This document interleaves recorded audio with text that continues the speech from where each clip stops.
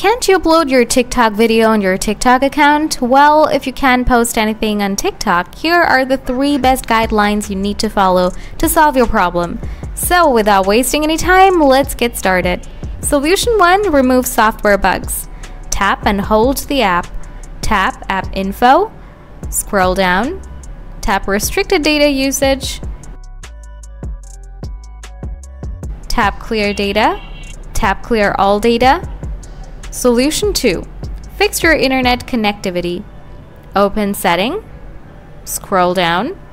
Tap the additional setting. Scroll down. Tap the developer option. Scroll down. Tap Wi-Fi scan throttling. Scroll down a little. Toggle on the Always Mobile Data On option. Solution 3. Report your problem to TikTok support. Open TikTok. Tap Me icon. Tap 3 dot. Tap Setting and Privacy. Scroll down. Tap Report a problem. Tap Scroll down. Tap Submit a report. Explain your issues and tell them, I can't post my video on TikTok. Please solve my problem as soon as possible.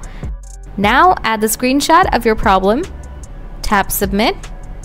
There you are.